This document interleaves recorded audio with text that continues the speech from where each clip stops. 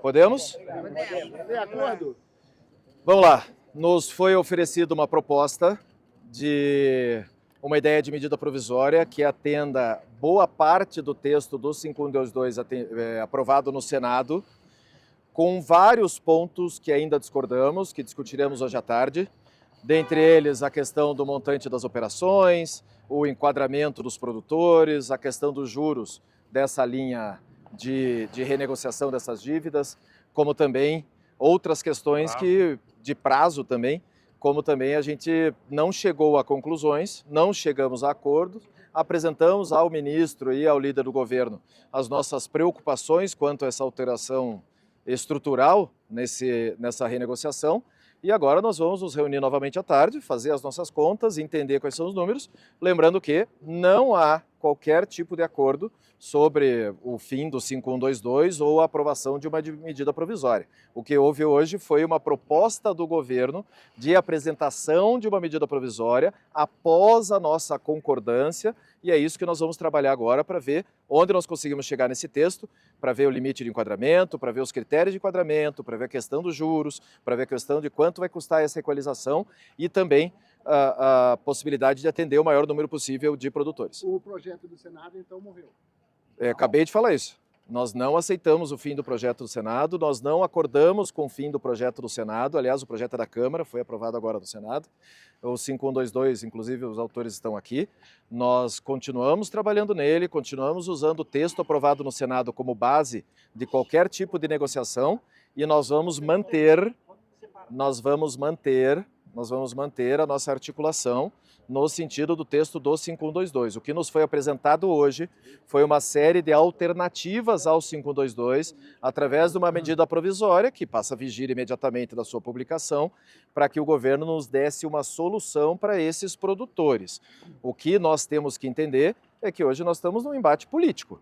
É um embate político da compreensão do governo de que não tem condições de aprovar na Câmara o texto, aceitar a aprovação na Câmara do texto do 5122, e nós não aceitamos que o texto do 5122 não valha. Então, nós vamos tentar chegar ao meio termo disso, se for com medida provisória, se for com projeto de lei, ou se a gente conseguir chegar a algum outro tipo de acordo. O grande problema é que o 5122 já foi aprovado na Câmara, já foi aprovado no Senado, e hoje nós não temos como alterá-lo na Câmara.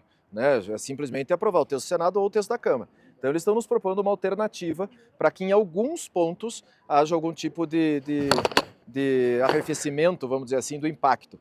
Agora, nós continuamos apresentando os nossos números, continuamos apresentando e contestando os dados que foram apresentados sobre impacto, insistindo na questão do período dessa dívida, dos prazos de carência, como também os limites de enquadramento e os critérios de enquadramento. Isso tudo nós vamos continuar trabalhando e hoje vamos sentar com os nossos técnicos para nós buscarmos esses números e entenderem se há algum tipo de possibilidade de aceitarmos minimamente o que foi proposto hoje aqui. Quando bate o líder do governo diz que só aceita um projeto que seja restrito a quem teve perda climática. O que a FPA pensa sobre A FPA deixou muito claro que não é essa a realidade do Brasil.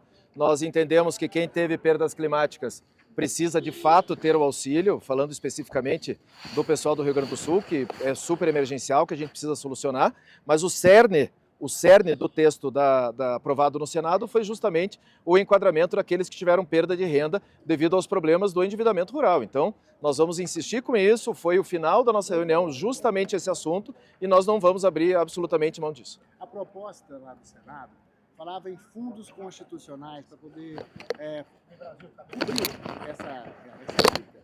O governo falou o que sobre isso? Não chegou a contestar isso. Não chegou a contestar. Nós falamos da questão da composição do fundo garantidor, que tem um custo para o governo, falamos a questão de impacto primário sobre a equalização dos juros, mas, inclusive, o governo concorda com a necessidade da composição desse fundo garantidor para diminuir o tamanho do impacto. E, em momento algum, houve questionamento sobre os fundos constitucionais. Qual é o presidente que o governo está concordando em colocar mesmo? Que dinheiro, qual fonte desse dinheiro? Fundos constitucionais, esses fundos soberanos, a questão dos depósitos bancários, a negociação através de CPRs, das dívidas de fornecedores, trocar CPR por CPR, ou seja, uma CPR que está falha, que está vencida, que está endividada, poder trocar por uma outra operação através do crédito do produtor. Então, isso tudo na cédula a gente vai tentar buscar um entendimento com a nossa equipe hoje para buscar. Seguro rural foi falado? Oi? Seguro rural foi falado? Não, absolutamente. Ele vai seguir com o projeto, mesmo com a discordância do governo? Eu acho que a tentativa do presidente Hugo Motta dessa negociação hoje, isso foi articulado por ele, foi justamente para que a gente tentasse chegar a um acordo. Se não houver acordo, aí nós temos os instrumentos de pressão. Obrigado, gente.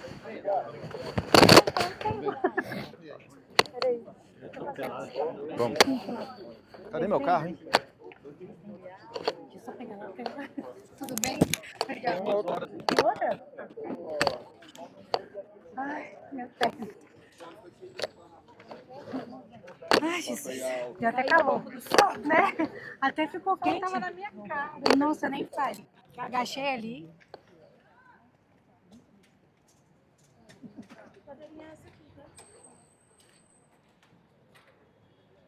Ufa. Peguei. Muito obrigada.